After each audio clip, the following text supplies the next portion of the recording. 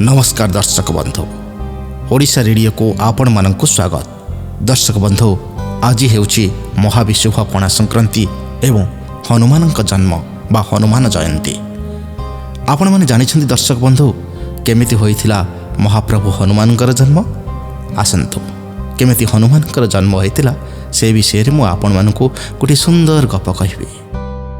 पवनपुत्र हनुमान माता अंजना पूर्व जन्म रे इंद्र राजा महल रे जने अप्सरी थिले। तांकर नाम पुंजिकास्थला थिला। से देखिबाको बहुत सुंदर एवं चंचला स्वभावर थिले।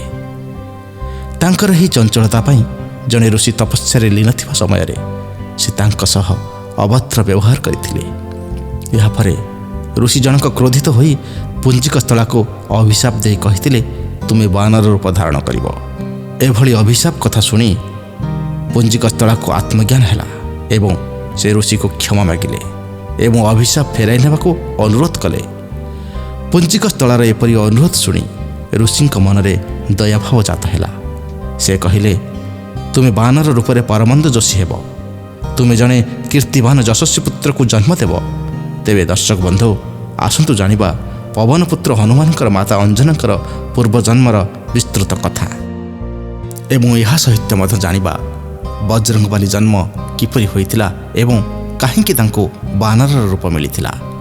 या परे दर्शक बंधु, तपस्या रे मग्न थिबा ऋषिंक पाखरो अभिशाप मिलिला परे पुणी थरे पुंजिकास्थला को इंद्रदेव निज मनपसंदर वर मागिबाकू कहिले। तेणु पुंजिकास्थला इंद्रदेव को कहिले, जदि संभव अटे मते ऋषिंक द्वारा मिलिथिबा अभिशापरो मुक्ति प्रदान करंतु। इंद्रदेव पचारिबारु अंजना कहिले, मते अनुभव हेउछि कि से ऋषि जनक वानर, मु सेथिपई तांको उपरकू फल फिंगिथिली। हेले से जने साधारण वानर नुहंती, से जने परम तपस्वी साधु थिले।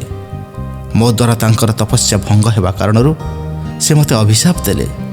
जदि मु काहाको प्रेम करिबी ताहले मु वानर होइजिबी।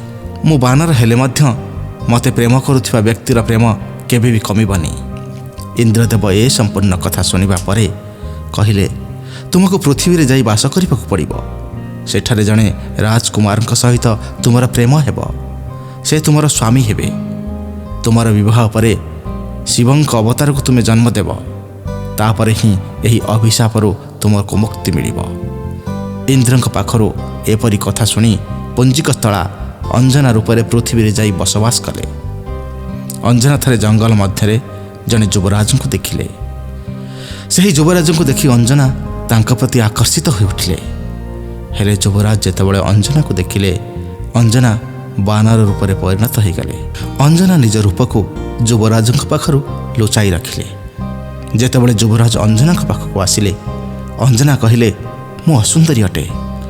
हेले अंजना जेतेबेले युवराज आड़क चाह देखिले, से भी जने वानर हो गले। सेतेबेले युवराज जनक कहिले, मु वानर राजा केसरी अटे। आ मु जेतेबेले इच्छा प्रकाश करी सेतेबेले मनुष्य रूप धारण करिपारिबी। एहा परे दुई जनक मध्यरे प्रेम हैला। आउ ये प्रेम विवाह बंधन रे बांधी हो गला। तेबे विवाहर किछि दिन परे माता पिता हेबारु सेमाने वंचित हेले। अंजना मातंग ऋषिंक पाखक जाई निजर दुख विषय कहिले।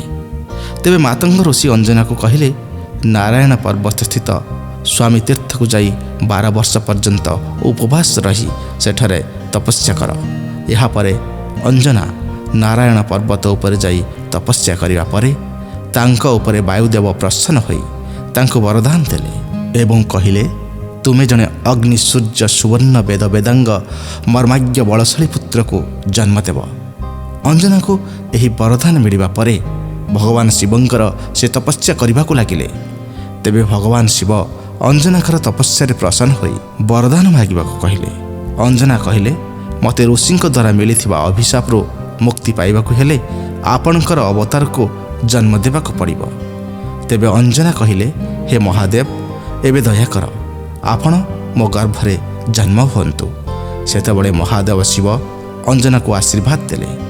हनुमान रूप में अंजना गर्भरे से स्थापित हेले। एहा परे माता अंजना गर्भरू जन्मिथिबा जोगु हनुमान को अंजनी बा अंजना पुत्र बोली कहा जाए।